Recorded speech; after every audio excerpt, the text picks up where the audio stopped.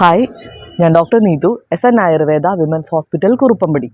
ഇത് ഒരു ഓർത്തോ രോഗങ്ങൾ ട്രീറ്റ് ചെയ്യുന്ന ആയുർവേദ ഹോസ്പിറ്റലാണ്. സ്ത്രീകൾക്ക് മാത്രമാണ് ട്രീറ്റ്മെൻറ്റ് സൗകര്യമുള്ളത്. ബാക്ക് പെയിൻ്റെ ട്രീറ്റ്മെൻറ്റിൽ ഏറ്റവും പ്രധാനമായ മറ്റൊരു കാര്യമാണ് സ്ട്രെസ്സ് കൊണ്ടുള്ള ബാക്ക് പെയിൻ. നമുക്ക് എന്തുകൊണ്ടാണ് സ്ട്രെസ്സ് വരുന്നത്?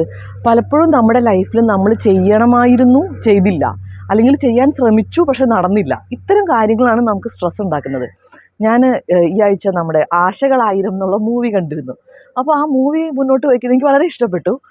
അതിനകത്ത് ഏറ്റവും പ്രധാനമായിട്ടുള്ള കാര്യം എത്ര പ്രായമായി എന്നുള്ളത് ഡ്രീംസ് ചേസ് ചെയ്യുന്നതിൽ നമുക്ക് പ്രധാനപ്പെട്ടതല്ല. എത്ര പ്രായമായാലും നമുക്ക് പറ്റുന്ന പോലെ എത്രമാത്രം നമുക്ക് അതിനകത്ത് ഇൻപുട്ട് ഇടാൻ പറ്റുമോ അങ്ങനെ നമ്മൾ നമ്മുടെ ഡ്രീംസ് ചേസ് ചെയ്യണം.